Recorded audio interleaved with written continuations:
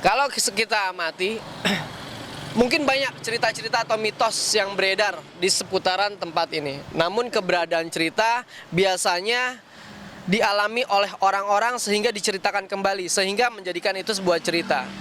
Tapi apakah memang benar gedung ini memiliki kapasitas energi di dalamnya sampai menghadirkan sosok-sosok tak kasat mata?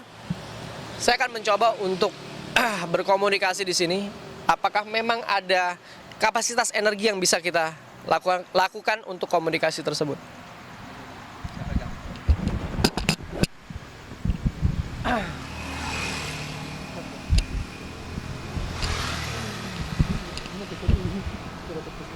Saya tertarik ke pohon ini.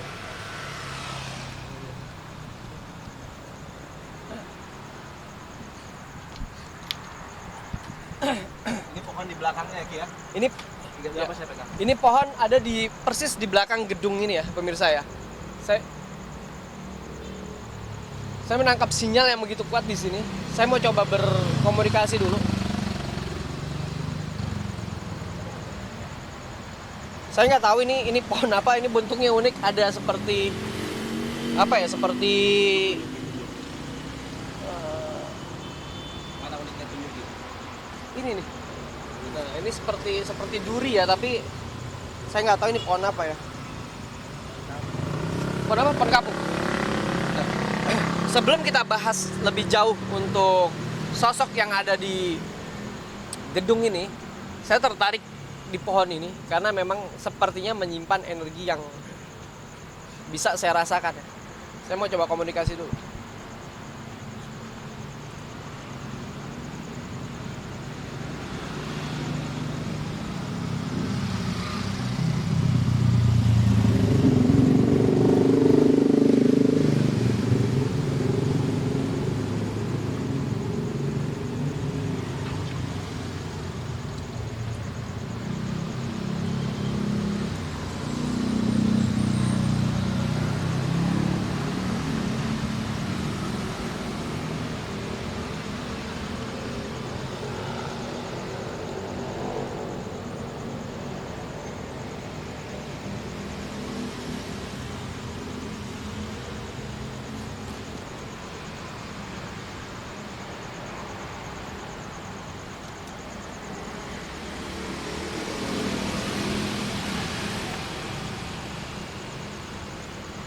Saya minta kayak begini bisa dipotek nggak? Ini pohon ini, Siapa yang kontak saya? potek gitu. Kontakin biar dia kontakin ya. Ini.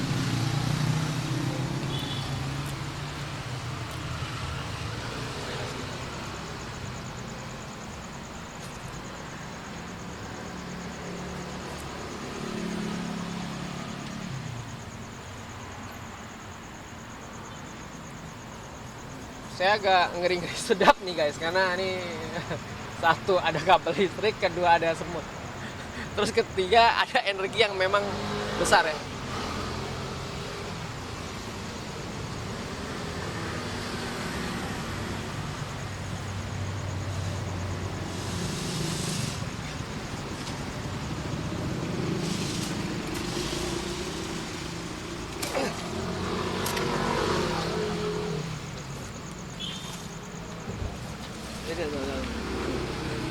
Oi, wis. Zoom dulu.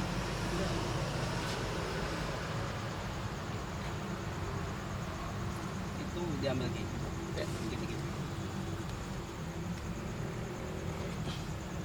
Ya pemirsa, ini bisa kita lihat ya. Nah ini energi yang coba kita hadirkan di sini.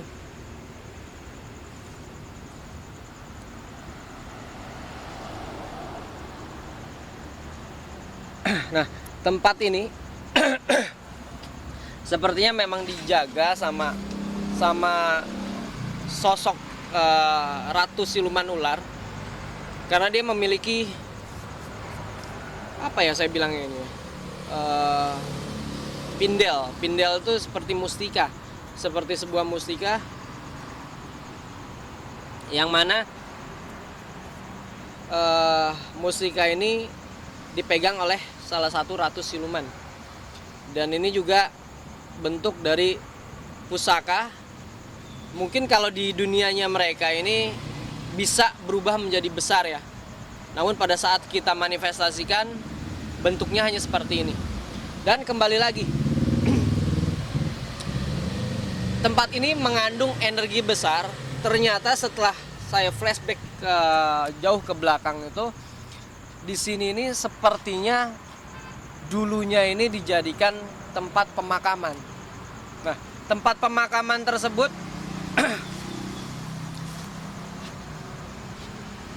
diidentifikasi ada kemungkinan dulu ini ada makam yang belum diangkat atau belum diangkut. Nah, sehingga dari pemakaman tersebut ini memiliki energi-energi yang sulit dijelaskan atau sulit dinalarkan, yang akhirnya menjadikan energi tersebut mengganggu kestabilan dari gedung yang ada di belakang saya ini. Ditambah lagi konstruktur dari bangunan ini memang sangat, kalau kita lihat malam mungkin tidak secara spesifik kita bisa membedakan ya. Karena ada beberapa tahun yang lalu, beberapa tahun yang silam pernah terjadi amblasan di depan gedung ini, sehingga gedung ini resmi ditutup. Nah, bisa jadi ini ada pengaruh dari konstruksi bangunan pada saat itu yang mana tidak memperhatikan, selain memiliki energi-energi negatif di dalamnya ya. Karena jangankan seperti yang tadi saya sampaikan, bangunan yang ada dihuni oleh manusia sendiri itu terkadang memiliki energi. Bisa jadi makhluk-makhluk astral itu ada di tempat itu, apalagi bangunan yang sudah sangat lama, bahkan sudah belasan tahun itu terbengkalai atau kosong. Nah, oleh karena itu, kenapa? Ini saya diajak komunikasi sama salah satu dayang ular yang ada di sini. Jadi banyak dulu karyawan itu pernah ada satu kejadian waktu gedung ini masih aktif. Ini dia pernah ingin turun ke bawah, tapi lift tersebut ini diarahkannya ini ke bangunan, ke salah satu ruangan yang sudah sangat mistis auranya. Nah, sehingga dengan rasa ketakutan yang dia miliki, dia coba untuk pencet-pencet. Ini sih pengakuan dari makhluk ini ya. Dipencet-pencet itu tetap diarahkan ke malah dinaikkan ke, harusnya dia turun, malah ini jadi naik. Di samping ya.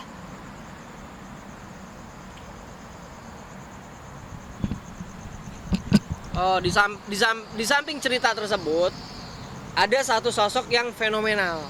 Yang mana ini seringkali dilihat atau disaksikan oleh beberapa karyawan tentang sosok berbaju merah. Itu kayak kuntilanak atau bukan? Bukan. Tapi sosok jinnya itu seperti perempuan. Nah, ini agak sedikit unik pemirsa, karena biasanya jin ini bahasanya tuh selalu bohong. Tapi dan mereka ini biasanya mencoba menggeser opini orang untuk berbicara seolah-olah memiliki daya yang sangat kuat. Tapi entah kenapa salah satu jin yang ada di sini mengajak komunikasi bahwa yang ada di dalam tersebut itu bukan wilayah dari belakang. Jadi memang sudah ada sejak lama. Mungkin dari bangunan ini belum ada. Nah, sosok berbaju merah itu adalah sosok yang menyerupai wanita cantik, tapi dia berbaju merah. Tapi bukan kuntilanak sebutannya. Nah, ini yang saya nggak setuju. Jadi pengakuan salah satu jin ini, dia mengatakan bahwa sosok yang berbaju merah ini adalah sosok orang yang pernah hidup. Jadi dia pernah hidup terus meninggal, nah sehingga jadi sosok setan berbaju merah. Nah, ini yang harus kita garis bawahi, karena ruh itu sudah bukan urusan di duniawi, tetapi sudah masuk ke dalam alam barzah.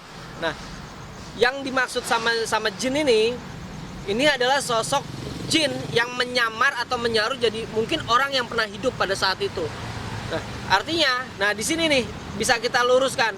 Tadi saya sempat memuji bahwa jin ini mengatakan hampir benar dengan apa yang diceritakan oleh warga sekitar. Tapi di sini ada sisipan-sisipan yang mana dia ingin membuat kita percaya bahwa sosok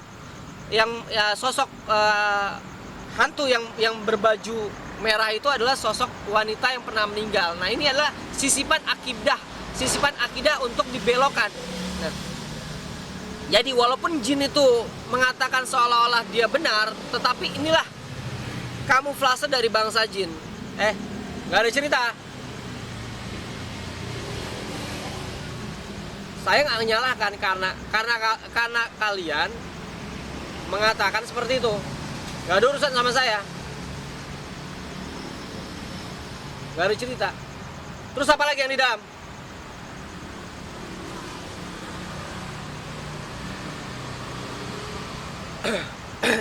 Jadi dia mengatakan ada sosok seperti apa ya? Seperti manusia tinggi banget. Tapi badannya itu semana ya? Setiang listrik lah. Istilahnya dia bisa dipertanggungjawabkan nggak bahasamu? Saya nggak. Masalahnya saya nggak bisa masuk. Kalau saya bisa masuk, saya bisa tahu apa yang ada di dalam situ. Jadi menurut pengakuan dia ini ada lagi yang dominan, ini tinggi, sangat tinggi. Terus dia ini tingginya tuh hampir setiang listrik itu, dan dia kurus seperti itu. Yang mendominasi bagian depan. Tapi kalian masuk ke ranah situ nggak? Enggak. Oh, kalian hanya di sini aja. Jadi pengakuan jin itu seperti itu. Nah, karena tempat ini mungkin sudah dianggap horor untuk sebagian orang, saya sih menghimbau ya kepada pemilik agar mungkin dicari para kiai untuk diadakan pengajian bersama biar menetralisir dari aura-aura negatif atau dari hawa-hawa yang tidak baik di tempat ini. Karena sebaiknya tempat ini memang tidak untuk ditempati. Maksudnya tidak boleh untuk ditempati sebelum dipugar. Gimana? Harus diratakan terlebih dahulu. Nah, ini cukup menarik dari bangsa jin ini. Jadi nggak hanya dia memberitahu masalah mistis, tetapi memberitahu tentang kredibilitas dari tanah tersebut. Jadi memang harus ditata ulang nih bangunan ini. Oh, kalau mau ditempatin, dihancurkan terlebih dahulu, lalu dibangun kembali. Nah, ini cukup menarik nih buat saya nih, karena bangsa jin sendiri itu memperhatikan hal-hal terkecil untuk urusan duniawi. Oh, alasannya cuma satu, karena mereka tidak mau disalahkan terus. Jadi kalau misalnya ada sesuatu yang kesannya manusia di luar akal logika manusia, nyalain jin, nyalain setan, nyalain penampakan. Ini cukup menarik. Artinya bangsa-bangsa jin tersebut komplain kepada umat manusia, karena umat manusia selalu menyalahkan segala sesuatu yang terjadi itu diakibatkan oleh bangsa jin, oleh bangsa setan. Dia ngebalikin, kenapa nggak ini kelalaian manusia, kenapa ini bukan keteledoran manusia. Ini cukup menarik. Di saat di sela-sela demo yang ada, nggak jauh ya demo ini di sini ya, jin yang ada di sini juga ikut demo, karena dia tidak mau disalahkan terus bahwa segala sesuatu yang terjadi di tempat ini akibat ulah dari bangsa-bangsa jin. Tetapi ada faktor-faktor kelalaian manusia sehingga membuat tempat ini menjadi lebih seolah-olah angker atau seolah-olah tidak berpenghuni. Karena kalau kita flashback kembali, umur bangunan ini hanya beberapa tahun ke depan saja. Nah, berarti kan ada faktor lain. Nah, yang ingin disampaikan oleh bangsa jin tersebut jangan hanya semerta-merta bangunan ini hanya bertahan 6-7 tahun, terus diceritakan bahwa tempat ini angker, akhirnya menyalahkan bangsa jin. Nah, ini yang mereka ini sendiri tidak mau. Ini cukup menarik, cukup unik buat saya ini. Nah, artinya juga kita sebagai umat manusia juga harus lebih cerdas lagi, bahwa satu kejadian apapun di muka bumi ini semuanya sudah ada ketentuan dari Allah. Jadi kalaupun memang ada tindak tanduk dari bangsa jin, ya, manusia diajarkan untuk selalu berdoa dan berikhtiar agar apa? Agar tidak terjadi kelalaian, karena kelalaian itu adalah salah satu permainan dari bangsa-bangsa setan untuk membuat orang itu menjadi teledor. Jadi seperti itu. Bisa ditunjukin nggak sih di kuburan tuh posisinya sebelah mana gitu, jalurnya mana gitu, bisa di. Kalau kuburan mungkin ada di dalam ya, karena kita kendalanya ini kita tidak bisa masuk ke dalam, sehingga kapasitas untuk kita melakukan penelusuran sendiri ini agak sedikit sulit. Ditambah lagi kalau kita hanya berbicara tentang penerawangan, nah inilah yang kadang seringkali dibuat oleh manusia ini dilebih-lebihkan. Jadi sehingga menjadikan cerita itu cerita-cerita fiktif. Memang ada orang-orang yang mampu memiliki kemampuan untuk menerawang, tetapi kebanyakan hasil dari terawangan itu enggak 100% akurat, karena disisipi oleh omongan-omongan jin, seolah di sini, seolah di situ, seolah di sana gitu loh. Jadi nggak ada yang akurat, kecuali memang kita harus kembalikan lagi. Kita coba lapor ke bagian TPU itu apakah memang benar ada di sini, terus ke bagian pemerintah setempat, agar apa? Agar ada pendataan di situ. Jadi segala sesuatu nggak harus kita bergantung dengan penerawangan, karena penerawangan itu sangat mudah dirasuki oleh bangsa-bangsa setan, bangsa-bangsa jin, sehingga untuk akurasinya itu tidak bisa sampai 100%. Makanya penerawangan itu adalah penerawangan yang fiktif. Memang ada orang-orang yang bisa menerawang, tetapi mungkin akhirnya karena cerita-cerita itu disisipi oleh bangsa jin, sehingga hasil dari terawangan itu tidak maksimal atau tidak akurat. Lebih baik kita langsung terjun ke TKP, tanya ke pemerintah setempat dan lain sebagainya. Itu kita memiliki data, kita punya data, itulah yang menjadikan cikal bakal untuk pengetahuan kita. Jangan segala sesuatunya disangkut pautkan dengan hal yang berbau metafisik. Oke, untuk masalah gedung sendiri, lantai mana sih yang paling banyak dihuni, boleh ditelaah atau di ini? Kalau misalkan di sini gimana? Nah, ini ada sosok lain di sini.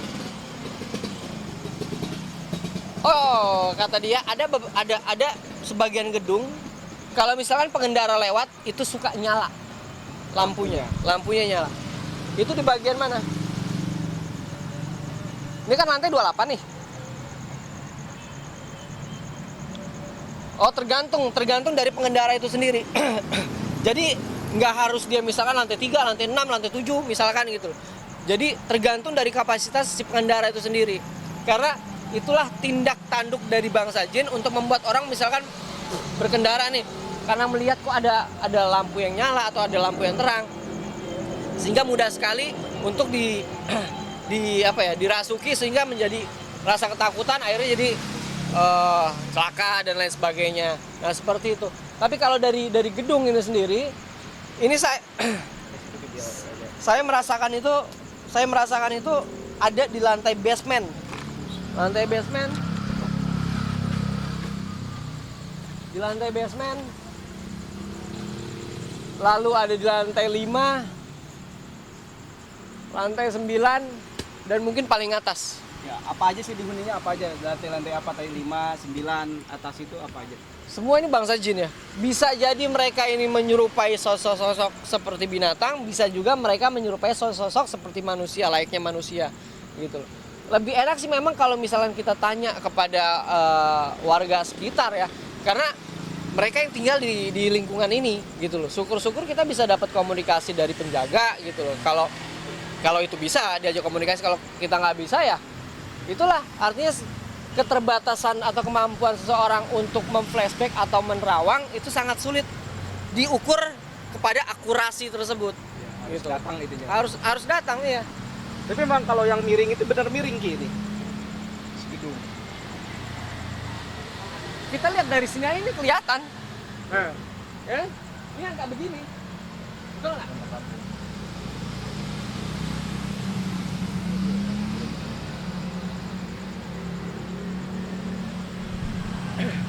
berarti emang udah miring ya secara fisik juga Ki ya. Secara fisik sih kelihatan seperti ini ya. Ditambah lagi ini kan dekat dari stasiun kereta api. Nah, stasiun kereta api itu kan kapasitasnya lokomotif itu kan baja semua. Sehingga pergerakan yang diakibatkan sama lalu lintasnya kereta api bisa mempengaruhi gedung-gedung di sekitarnya. Salah satunya ini, gedung paling tinggi di lingkungan ini kan, gitu loh. Nah,